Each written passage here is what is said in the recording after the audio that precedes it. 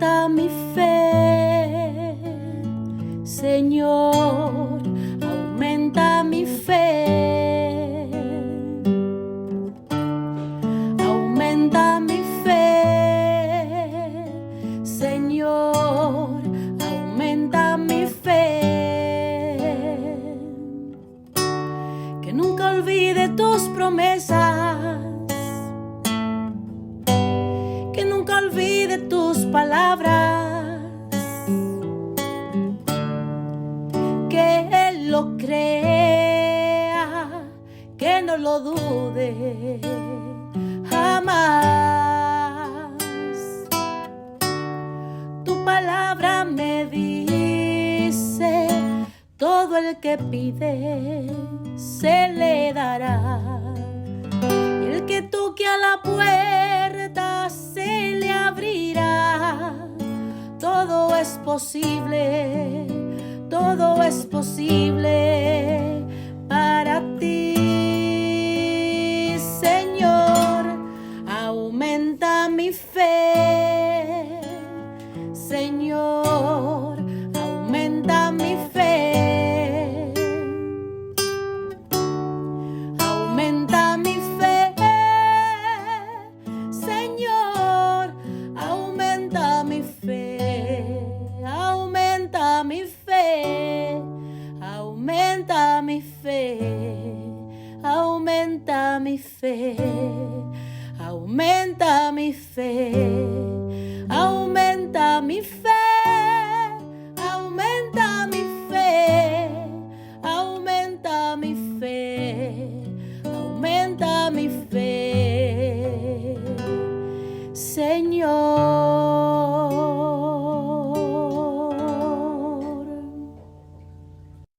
Este glorioso día y bendiciones a los radioqueyentes que escuchan Jesús y María Radio, que están sedientos de la palabra de Dios.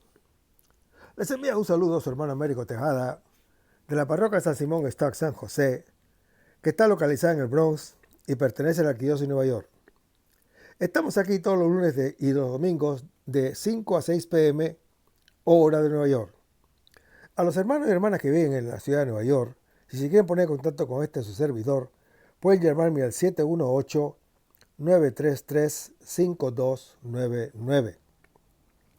En este segmento de estudio bíblico titulado Crece en tu fe, estamos estudiando el Evangelio según San Lucas. El evangelista San Lucas fue discípulo y compañero del apóstol San Pablo. Fue de origen antioqueño, era pintor y médico. Buen conocedor de la lengua griega, hombre culto, escritor con mentalidad histórica.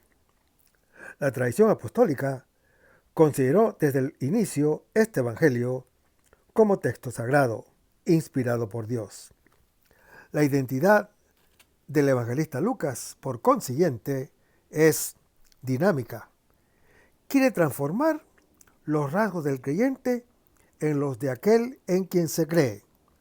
Y este es Jesús, que es palabra de Dios, que reveló en el suyo el rostro del Padre. Este evangelio es el evangelio de la misericordia. Describe a Jesús como centro del tiempo, porque en Jesús se cumple tanto el pasado de la promesa hecha a Israel, como el futuro de la salvación abierta a toda la humanidad. El evangelista Lucas se dirige a un lector que proviene del paganismo, pero que ya es creyente y que desea conocer cada vez más a fondo el rostro amado de su Señor y Salvador Jesús. Estamos en el capítulo 5 del Evangelio según San Lucas, pero vamos a comenzar con una oración y lo hacemos en el nombre del Padre, del Hijo y el Espíritu Santo. Señor, que todo lo que hagamos este día inicie con tu bendición y termine con tu ayuda. Que todo lo que digamos este día sea motivado por tu amor e inspirado por tu gracia. Que nuestras obras de este día reciban tu inspiración y perduren en tu paz. Todas estas cosas, Padre Celestial, te las pedimos en el luz y poderoso nombre de tu Hijo Jesús, que vive y reina en unión del Espíritu Santo, quien es Dios, por los siglos de los siglos. Amén. Los créditos de estudios bíblicos son dados al padre Silvano Fausti, a la Biblia de Jerusalén y a la hermana Evelyn Morán y su ministerio de música. A los hermanos y hermanas que viven en el Bronx, para invitarlos a nuestro ciclo de oración de la parroquia San Simón Stack San José, que está localizada en el 2191 Valentine Avenue, esquina calle 182, comenzando con la misa a las 7:30 p.m. todos los viernes por la noche. Para anunciarles también que tendremos una misa de sanación el segundo viernes de cada mes a las 7:30 p.m., donde se impartirá el sacramento de la unción de los enfermos y también se orará por ellos. Así que traigan todos sus enfermos o vengan para orar por ellos. Habrá acceso para personas en sillas de ruedas. También tendremos una hora santa con la exposición del Santísimo, todos los jueves de 7 a 8 p.m. Así que están todos invitados. En el último segmento, decíamos que estábamos en el capítulo 5 del Evangelio según San Lucas, y decíamos que esto quiere decir que, así como el médico trata a los enfermos y no a los sanos, así también el ser comensales del Señor, que es verdadera medicina de vida, es para los pecadores que acogen su invitación a convertirse y no para los justos. Hermanos, el Señor Jesús no solo come, sino que también bebe junto con los publicanos, a diferencia del Juan el Bautista que ayuna y no bebe vino, según Lucas capítulo 1. Ha llegado el tiempo de la misericordia divina, el don de la tierra prometida, donde ya el creyente se regocija en el descanso y en la fiesta. La pregunta la hacen los fariseos, no al Señor Jesús, sino a los discípulos. Esto indica que esta pregunta la hacían los discípulos al interior de la comunidad. La hacían los que tenían tendencias farisaicas, con el peligro de convertirse en una secta de individuos puros, que olvidaban que eran una comunidad abierta a todos, conformada por pecadores perdonados, precisamente cuando todavía eran pecadores, como lo anuncia el apóstol Pablo en su epístola a los Romanos, capítulo 5. Hermanos, los discípulos responden a la cuestión acudiendo al Jesús histórico. Este es el método correcto de resolver los problemas que se planteaban en la comunidad. La respuesta es iluminada por lo que el Señor ha hecho y dicho. Por eso guardamos celosamente su recuerdo como norma de vida.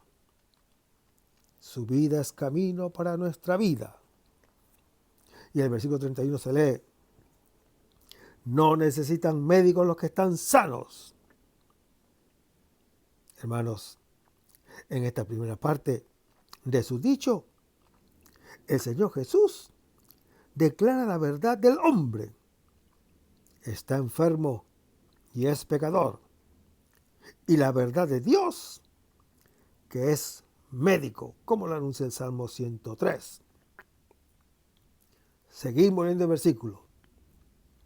No he venido a llamar a conversión a justos, sino a pecadores. ¿Dónde está el médico?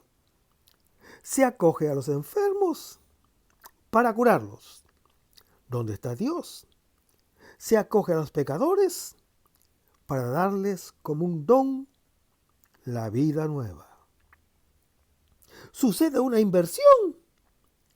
Los que están excluidos del banquete, esos son los invitados, distintamente de la misión del Señor Jesús. Los que creen que tienen derecho a ello, precisamente porque así piensan, y mientras lo piensan así, quedan excluidos de él. Esto no es un capricho, sino una necesidad. Dios es amor y los justos se excluyen de él porque lo destruyen por cuanto quieren comprenderlo o quieren comprarlo. Hermanos, todo el capítulo 15 del Evangelio según San Lucas está dirigido a los justos para que reconozcan este pecado suyo grande y al sentirse pecadores puedan finalmente acoger la misericordia. Es el mensaje del libro de Jonás, vértice de todos los profetas. La paradoja está en que, mientras el pecador va hacia el Padre Celestial, que le ofrece el banquete, el justo se aleja de él, aunque el Padre Celestial sale a invitarlo, como está en Lucas capítulo 15. Por eso, hermanos y hermanas que me escuchan, también la iglesia, venciendo las tendencias farisaicas, debe considerarse como una comunidad de pecadores que reciben la gracia del Señor. Si participan de su gracia, no pueden dejar de obrar movidos por la gracia a favor de los otros pecadores. La iglesia continúa la misma obra de salvación de su Señor, del cual vive y se alimenta, contra las tentaciones fáciles del laxismo, como lo anuncia Romanos capítulo 6. Se añade que el pecador es llamado a la conversión, no a seguir su pecado. Esta conversión, hermano que me escuchas, es posible porque el Señor ha sido el primero en volverse hacia nosotros, que somos pecadores. Nos ha mostrado su rostro y se ha entregado. Él mismo se ha entregado como un don. Aquí las raíces de nuestra vida encuentran su linfa. Es interesante notar que en el capítulo 5 se habla 7 veces de pecados y de pecadores. 7 veces somos amados y perdonados por el Señor, que en el bautismo nos ha llamado a la intimidad de vida con Él y a su banquete. Es claro también cuál ha de ser nuestra actitud hacia los pecadores. Comer y vivir con ellos, pues de lo contrario, no podemos vivir con nosotros mismos. Ahora lo podemos, en virtud de aquel que, aunque no conoció el pecado, fue hecho pecado a favor de nosotros, como lo anuncia el apóstol Pablo en su segunda epístola a los Corintios, capítulo 5. Pero vayamos a Lucas capítulo 5, versículos 33 al 39. Dice: los mismos fariseos y escribas le dijeron a Jesús: los discípulos de Juan ayunan frecuentemente y recitan oraciones, lo mismo que los discípulos de los fariseos. Pero los tuyos comen y beben. Jesús les respondió: ¿acaso puede obligarse a los invitados a una fiesta de bodas a ayunar mientras el esposo está con ellos? Pero llegará un día en que les será arrebatado el esposo. Entonces sí ayunarán. Además, les dijo esta parábola: nadie rompe un vestido nuevo para poner un remiendo en un vestido viejo, pues así rompe el vestido nuevo y el remiendo nuevo no se ve bien en el vestido viejo.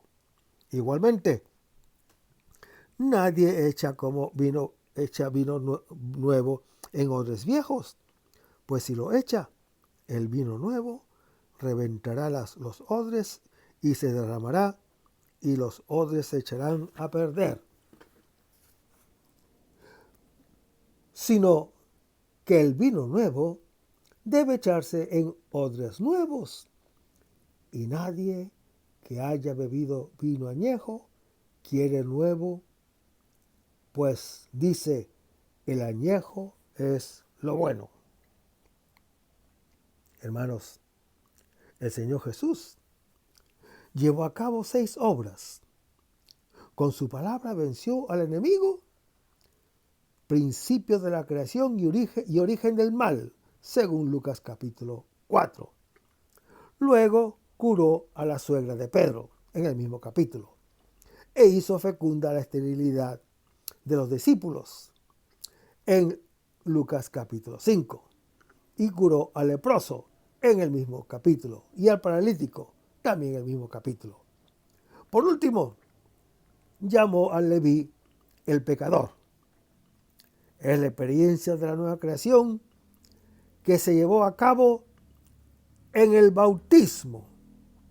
Ella culmina en el pecador reconciliado y devuelve a sí mismo. Pero la creación nueva no termina el 6º día. Tiene su cumplimiento en el 7º, en el cual Dios entra en comunión de vida con el creyente. El evangelista Lucas, que comienza con la proclamación del año jubilar en Lucas capítulo 4, ¿qué sucede después de 7 semanas de años? Describe 7 sábados de actividad del Señor Jesús. Su actividad es la perfección del sábado, cuando acaba de cumplir toda la obra de Dios. En Dios, en la historia de Jesús, Dios es perfecto en sus obras y sus obras son perfectas en Él. Hermanos, el bautizado vive en este año jubilar que se realiza hoy en el oído de quienes escuchan su palabra. Al obedecer a su palabra, vive del alimento de Dios y participa del banquete escatológico, como lo anuncia Isaías capítulo 25. Dios es su alimento y su vida. Es el día de las bodas, del vestido nuevo y del vino nuevo. Este pasaje, hermano que me escuchas, sirve al bautizado para tomar conciencia de su estado nuevo de vida. Está escrito en los términos más transparentes para la experiencia humana: alimento y vestido, necesarios para la vida, amor y vino, necesarios para esa vida, para que esa vida sea humana. El pasaje gira alrededor de las contraposiciones que es ayunar, orar, comer y beber, y viejo y nuevo, que tienen su centro en la ausencia y presencia del esposo. Con estos términos se expresa el paso de la economía antigua de la ley y de la promesa a la nueva del evangelio y del cumplimiento. Comienza la era del banquete mesiánico. Si el comer indica la vida, las bodas, el vestido y el vino nuevo indican la calidad de esa vida nueva. Se puede leer en este pasaje una respuesta de la primera comunidad de los creyentes a las tendencias farisaicas bautistas que surgieron en su interior. Ellas corrían el riesgo de desnaturalizar el significado profundo del Evangelio. Y a estos problemas presentados a los discípulos, responde el Señor Jesús directamente con su comportamiento y con su palabra. En el versículo 33 se lee: los discípulos de Juan ayunan frecuentemente y recitan oraciones, pero los tuyos comen y beben. Hermanos, la objeción la expresan los fariseos y los teólogos, que englobaban en su posición también a los discípulos del Bautista. Los fariseos están ligados a la ley mosaica, estos últimos a la promesa. Los primeros están centrados en el pasado y los segundos en el futuro. Por eso no pueden percatarse del presente del hoy, en el cual Dios concede como un don la salvación.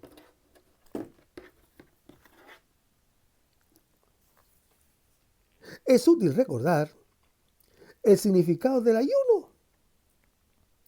Si el alimento es vida, el ayuno es su privación, es muerte. Como práctica religiosa, es una toma de conciencia de la condición de criatura y de la propia limitación. El hombre tiene la vida, pero también la pierde. No es él la vida, sino solamente la recibe de Dios. Ella no está en sus manos. Con el ayuno del creyente, reconoce la vida y los bienes de la vida como una cosa que no es propia, sino que es un don. Este es el fundamento de una relación correcta con Dios, consigo mismo, con los otros y con las cosas. Es el gesto más sublime de libertad de la criatura, que consiste en reconocer la propia verdad sin mentir. Análogamente, la súplica, que es la primera forma de oración, es siempre la invocación de alguna cosa que no se posee, de la cual se tiene la necesidad. Con frecuencia, está unida al ayuno y expresa el hambre y la sed de Dios, la carencia esencial del hombre, que el ayuno expresa con el cuerpo. La súplica la expresa con el espíritu. Por consiguiente, hermano que me escuchas, son dos expresiones fundamentales del hombre. El único animal que necesita la vida y necesita a Dios, porque es el único animal consciente de la propia limitación y en busca de sentido.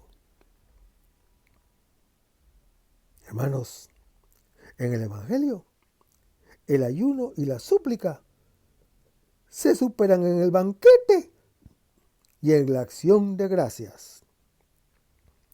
Lo que antes estaba a nivel de necesidad, ahora está a nivel de satisfacción. El ayuno lo sustituyen el pan y el vino.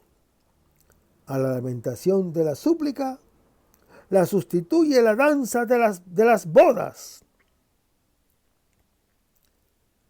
Este es el mismo contenido de la buena noticia.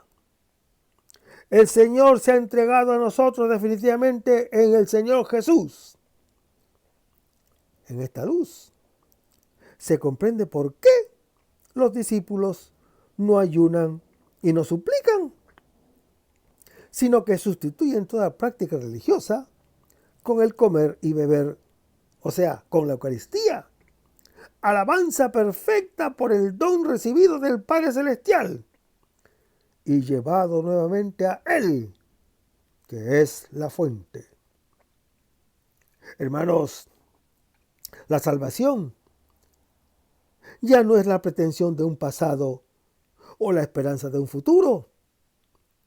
Es el don presente del cual hay que disfrutar y por el cual hay que agradecer. Es novedad de vida y pan que se come, es plenitud de amor y vino que se bebe. Lo que el pasado indicaba y el futuro prometía, está ahora aquí en el Señor Jesús. Sus discípulos, en lugar de ayunar y orar, comen y beben. Si está clara la contraposición ayunar y comer, no es igualmente evidente la contraposición suplicar y beber. El creyente tiene sed de Dios. La súplica expresa esta sed. El Señor Jesús la satisface plenamente, como lo anuncia Juan capítulo 4, con su cuerpo y con su sangre. Además, hermano que me escuchas, el vino y la alegría son símbolos del Espíritu Santo, que es un don del cual la súplica expresa la necesidad, como está en Hechos capítulo 2. Por tanto, la alegría y el agradecimiento constituyen la oración por la necesidad. Y el versículo 34 se lee: el esposo está con ellos. Hermanos, el Señor Jesús dice el motivo de esta saciedad y alegría de vida que se concederán a los discípulos, o que se conceden a los discípulos. ¿Dónde se puede decir? No se trata de un banquete cualquiera. Es el banquete en el cual se celebra la unión entre Dios y el creyente. En el Señor Jesús, la humanidad realiza la boda con Dios, el esposo. Las bodas son uno de los símbolos preferidos en el Antiguo Testamento para expresar la relación entre el creyente y Dios, que le ha dado como primer mandamiento: escucha, ámame, como lo anuncia Deuteronomio capítulo 6. Esta imagen, muy humana, nos permite conocer qué es Dios para el creyente y el creyente para Dios. Dios es pasión por el creyente, lo ama y trata de unirse a Él. El amor lleva a unirse y a identificarse con el amado. Así, en el Señor Jesús, Dios se une y se identifica con el creyente, para que cada creyente pueda a su vez amarlo con todo el corazón, con toda el alma y con todas sus fuerzas. Identificarse con Él en Cristo Jesús. Hermanos, la naturaleza del creyente se puede comprender solamente si se considera la pasión de Dios, la pasión que Dios tiene por Él, como la del esposo por la esposa, como lo anuncia el apóstol Pablo en su epístola a los Efesios, capítulo 5. Este amor lo constituye y le da su esencia, le da su existencia y su dignidad enorme. Solo así se comprenden esos deseos profundos del creyente, que lo hacen demasiado grande para que se baste a sí mismo. Nos has creado para ti, Señor, y nuestro corazón está inquieto hasta cuando descanse en ti, nos dice ese gran santo de la Iglesia Católica, San Agustín. Solo colocando la cabeza sobre el pecho de Dios, el creyente queda satisfecho en todas sus inquietudes. La esposa, sin el esposo, no es esposa y viceversa. Son dos términos correlativos. Así, el creyente y Dios, vistos de parte del hombre, son correlativos y el uno es el mismo por el otro. Es la imagen extrema o externa de la interdependencia trinitaria, danza de amor al interior de Dios. El hombre es el mismo solo en su relación con Dios. Sin él hay una insatisfacción esencial. Es una esencia incompleta, en pura concavidad vacía. Antes del Señor Jesús, el hombre vivía en la economía del ayuno y de la súplica. Ahora, en él, vive en la economía del alimento y de la alegría de la vida y del amor sin fin. Hermanos, Dios está aquí y se ha unido a él. Y el versículo 35 se lee: le será arrebatado el esposo. Despojados del esposo, los discípulos sentirán que están despojados de su vida y ayunarán en verdad. Será la tristeza, el desconcierto y la perdición del Viernes Santo. La iglesia recordará con el ayuno esta tiniebla que se disolverá en el fulgor de la Pascua. Pero de nuevo el esposo se irá el día de la ascensión, como lo anuncia Mateo o Lucas capítulo 24. Estará de nuevo ausente, no arrebatado ni llevado a la muerte, sino llevado a lo alto y separado de nosotros. Habrá entonces una nueva forma de ayuno.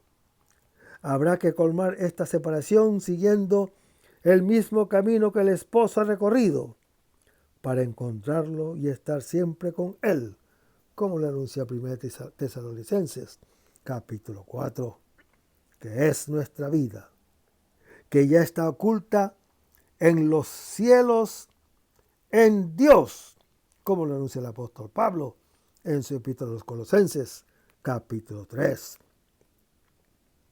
Hermanos, en este sentido, la existencia cristiana es un verdadero ayuno. Ausencia y distancia entre Dios y el mundo. Y se hace cargo de toda la historia humana para llevarla a través del anuncio y del seguimiento al encuentro con el esposo. Este encuentro, hermano que me escuchas, tiene su principio en la escucha de su palabra y su fin con la visión de su boca. Pero este fin ya está anticipado sacramentalmente en el banquete eucarístico, donde vivimos de él, que se nos da como pan de vida cotidiana. Es la espera del encuentro definitivo. Y el versículo 36 se lee: vestido nuevo, un vestido viejo. Hermanos, en el Edén, el hombre había cubierto la propia insuficiencia radical con hojas de higuera. Dios mismo le hizo unas túnicas provisionales de animales en Génesis capítulo 3, en espera de darle su verdadero vestido, el definitivo. El vestido es señal de la corporeidad. El discípulo, por el bautismo, forma un solo cuerpo con Cristo, lo anuncia 1 Corintios capítulo 12. Se ha revestido de él, lo anuncia Gálatas capítulo 3. El hombre nuevo, creado según Dios en justicia y santidad, lo anuncia Efesios capítulo 3, que se renueva creciendo en gloria e imagen de su Creador, como lo anuncia Colosenses capítulo 3. Hago una cosa nueva. precisamente ahora brota. ¿No te das cuenta? Lo anuncia el profeta Isaías en su capítulo 43. Por consiguiente, hermano que me escuchas, este vestido nuevo es el creyente nuevo y son también los cielos nuevos y la tierra nueva. Verdadero vestido de Dios que Él ha cambiado, como lo anuncia el Salmo 102. En efecto, hermano que me escuchas, el mundo viejo ha pasado, ahora existe uno diferente, que deja transparentar su fulgor y que nos da el esposo que consume su amor por nosotros en la desnudez de la cruz, como está relatado en Lucas capítulo 23. Para el bautizado es indispensable tomar conciencia de esta novedad de vida para no realizar operaciones inútiles y perjudiciales, como quitar un trozo de un vestido nuevo y remendar con ese trozo un vestido viejo. No se puede tratar de combinar lo viejo con lo nuevo, obstinarse con vestir al hombre viejo que está bajo la condena de la ley mosaica, remendándolo con novedades evangélicas.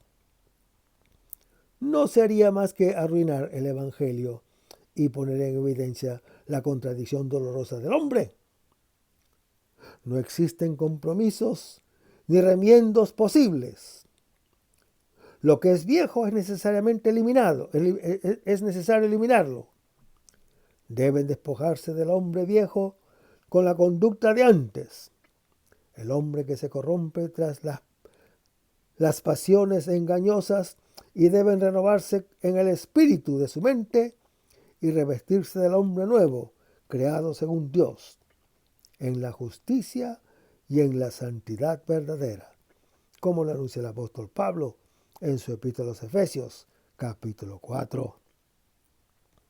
Hermanos, lo que es viejo representa el caos del cual Cristo ha sacado con sus 6 obras el espíritu del mal y la fiebre que inhabilita a las personas para vivir, la esterilidad de la pretensión y la cantidad de lepra, la parálisis del cuerpo y el pecado del espíritu.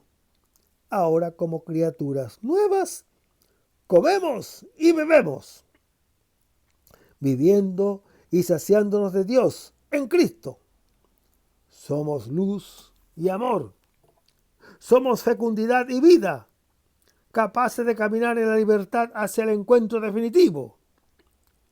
Si el bautizado no comprende esta exigencia y busca compromisos, conservando lo viejo y remendándolo con lo nuevo, no solo se rasgará más bien lo viejo, como dice el evangelista Marcos en su capítulo 2, sino ante todo arruinará y rasgará inclusive lo nuevo. Y en lugar de remediar la insuficiencia de lo viejo, lo hará más visible con la combinación que desentona. En efecto, lo nuevo con lo viejo no tendrá sintonía. El evangelista Lucas tiene presente todas las polémicas de la iglesia primitiva acerca de la relación ley-evangelio, viejo-nuevo. Ya es algo adquirido. El recuerdo sirve ahora para alentar al creyente para que abrace la plenitud de la vida nueva que ya le ha sido dada como un don en el bautismo, sin inconsecuencia ni brotes eventuales del pasado. Y en el versículo 37 se lee: vino nuevo odres viejos. Hermanos, si el vestido recuerda el cuerpo, el vino recuerda el espíritu. El vestido es nuevo porque existe el vino nuevo. Como el espíritu es nuevo, debe serlo también el odre, el hombre que lo contiene. ¿No saben que sus cuerpos son miembros de Cristo? Templo del Espíritu Santo que está en ustedes y que han recibido de Dios, como está anunciado en 1 Corintios, capítulo 6. El vino indica propiamente el Espíritu Santo. Como amor, es el amor del esposo, según Cantar de los Cantares, capítulo 1. Es el vino excelente que ha sido dado como un don al final en medida abundante por el Señor Jesús, que hace festivo un banquete nupcial sin alegría y sin amor, como está en Juan capítulo 2. Este exige amor en modo nuevo de vivir. No debe colocarse en odres viejos, de lo contrario reventará los odres y se derramará y los odres se echarán a perder. Como el caso del vestido, el que quiere conservarlos ambos pierde el uno y el otro, porque no se puede caminar por dos vías ni perseguir dos liebres. Y el versículo 38 se lee: sino que el vino nuevo debe echarse en odres nuevos. Es decir, hermano que me escuchas, en creyentes nuevos que caminan según el Espíritu Santo y producen frutos, como lo anuncia el apóstol Pablo en su epístola a los Gálatas, capítulo 5. Y el versículo 39 se lee: el añejo es lo bueno. El que ha probado el vino viejo no quiere el nuevo, porque dice que el viejo es mejor. Este dicho responde irónicamente a las dudas y a las perplejidades del discípulo, que aún que está perplejo, que se soporta según el buen sentido obvio y que no se atreve a dar el paso. El que deja el camino antiguo y lo cambia por el nuevo sabe lo que pierde, pero no sabe lo que encuentra. Por eso está apegado al antiguo, porque le resulta conocido, y teme la aventura de la libertad, y se justifica pensando que el viejo es mejor que el nuevo, el pasado mejor que el futuro, la muerte mejor que la vida. Es una sabiduría mundana que hace de la desconfianza y tiene su principio en la desconfianza con respecto a Dios. Es una prudencia hacia que nos hace tener la mano cerrada en el puñado de moscas que poseemos, en lugar de abrirla para coger el don de Dios.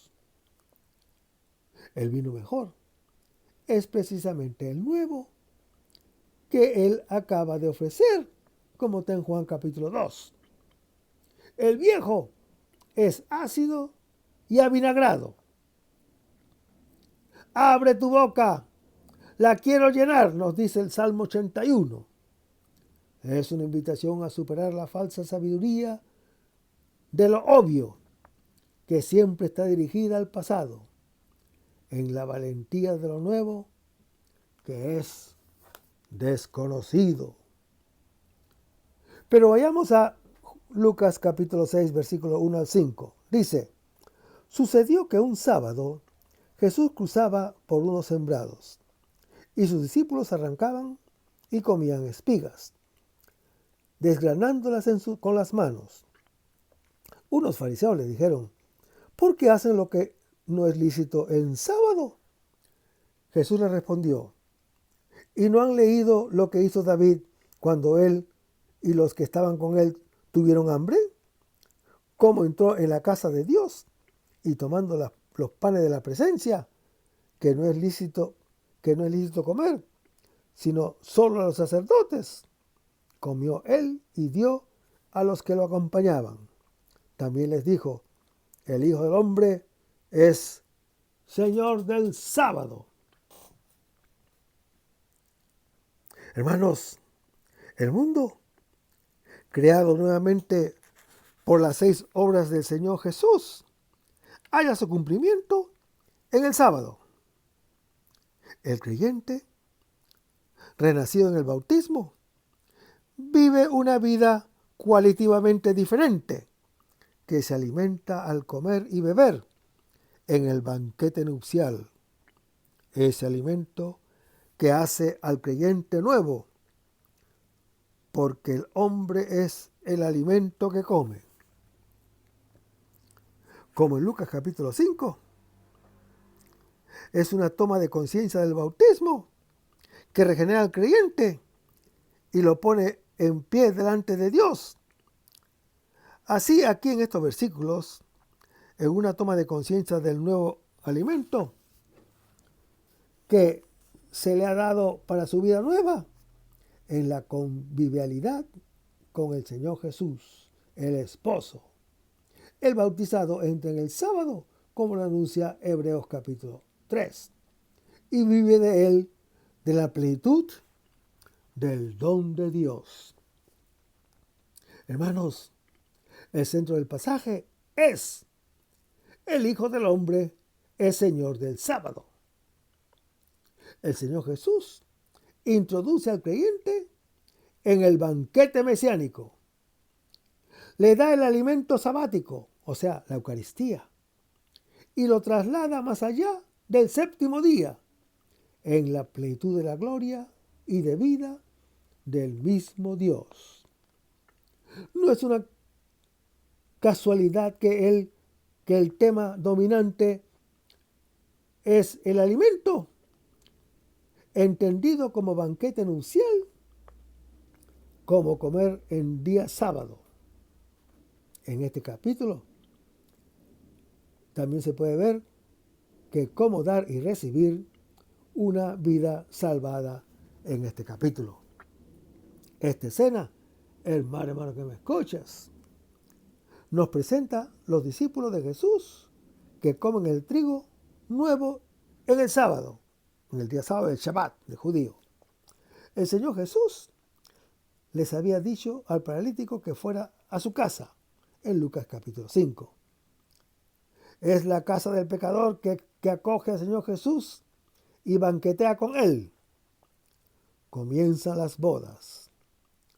Y esta casa, que es casa del pecador, se convierte en casa de Dios, en la cual el rey David, figura de Cristo, toma los panes y come de ellos y los da a los que están en él.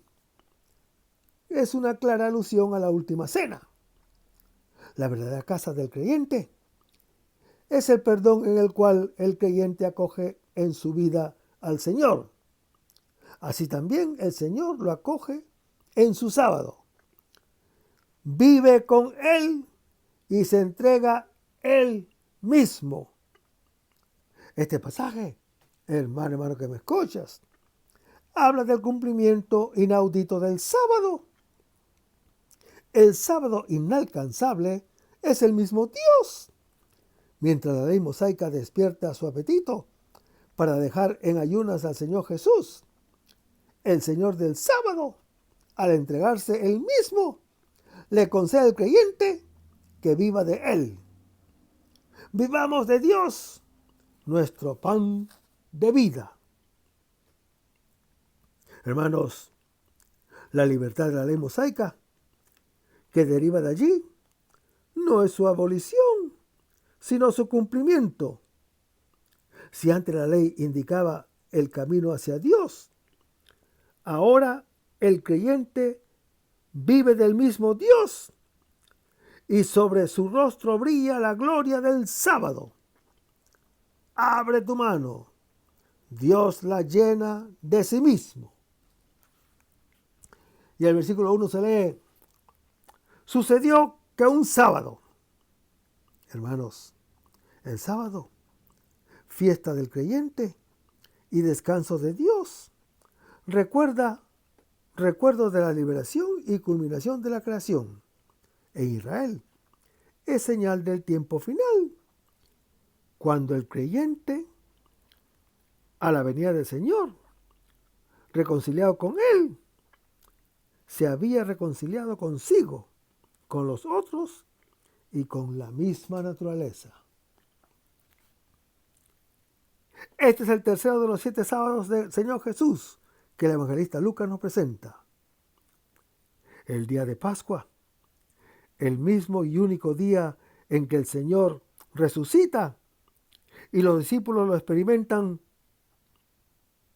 presente y ausente en el pan, es llamado el primer día después del sábado, según lo anuncia Lucas capítulo 24. Es el octavo día, el hoy eterno de Dios, el sábado definitivo. Y el resto, hermano que me escuchas, lo vamos a ver en el próximo segmento. Vamos a despedirnos con una oración y lo hacemos en el nombre del Padre, del Hijo y del Espíritu Santo.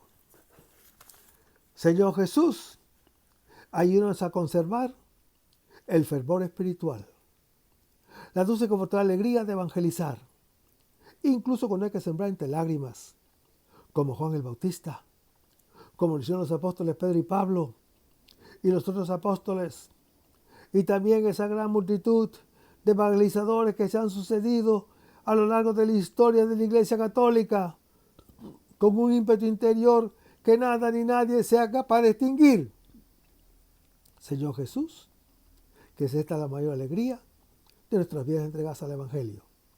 Y ojalá que el mundo actual pueda así recibir la buena nueva de tu Evangelio, porque tenemos la tarea de anunciar el reino de Dios y de implantar tu iglesia en este mundo que todavía no te conocen. Todas estas cosas, Padre Celestial, te las pedimos en el luz y poderoso nombre de tu Hijo Jesús, que vive y reina uno del Espíritu Santo, quien es Dios, por los siglos de los siglos. Amén. Hasta el próximo segmento. Que el Señor nos bendiga.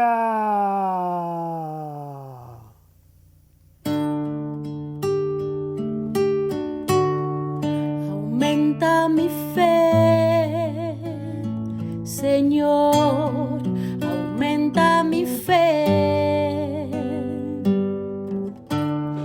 Aumenta mi fe, Señor, aumenta mi fe.